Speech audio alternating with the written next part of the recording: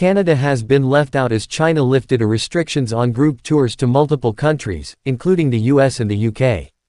It suggests a deterioration of relations following Canada's recent accusations that Beijing meddled in its politics.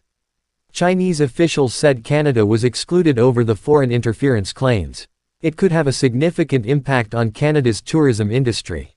Chinese tourists were estimated to have injected overseas $1 billion £580 million, $740 million into the Canadian economy annually in years prior to the COVID pandemic. China's Ministry of Culture and Tourism regulates which countries Chinese tour operators can visit, saying it's done to safeguard citizens traveling abroad. But it has also been viewed as a political tool to advance China's political agenda overseas. Last week, China added 78 countries to its list of approved destinations for group tours, excluding Canada, while adding other major G20 countries like the US, Germany, Australia, and South Korea. There are currently 138 countries on the list. What to know about the Canada-China meddling row? In a statement, China's embassy in Ottawa said it was concerned that the Canadian side has repeatedly hyped up the so-called Chinese interference. Beijing is focused on protecting the safety and legitimate rights of overseas Chinese citizens and wishes they can travel in a safe and friendly environment, the statement said. China tourism rebounds above pre-pandemic levels. Diplomatic relations between the two countries deteriorated rapidly earlier this year. It happened amid a series of leaks to Canadian media of reports from domestic intelligence agencies that laid out accusations that China meddled in recent federal elections.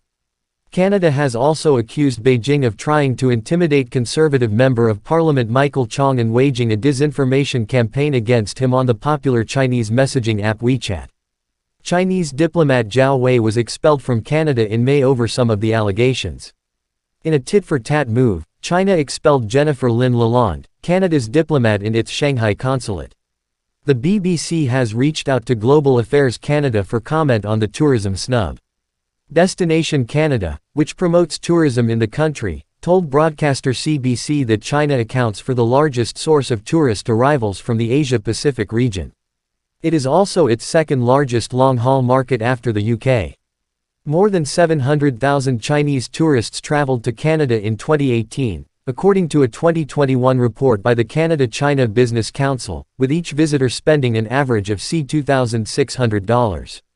At the time, the business group warned that bilateral tensions made the future of Chinese tourism to Canada uncertain, noting that comments made by Chinese officials alluded to the contingency of Chinese tourism on positive relations.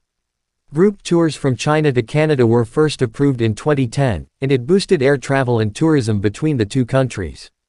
In 2018, bilateral relations suffered a setback when Huawei executive Meng Wanzhou was detained in Canada at the request of the US. 2 Canadians were arrested in China not long after, in a move viewed by Canada and its allies as hostage diplomacy. The number of tourists to Canada from China fell in 2019, according to the Canada-China Business Council. Ms. Meng and both men were released in 2021, after the Huawei executive came to a deal with US prosecutors. China began easing pandemic travel restrictions for both visitors and its citizens early this year.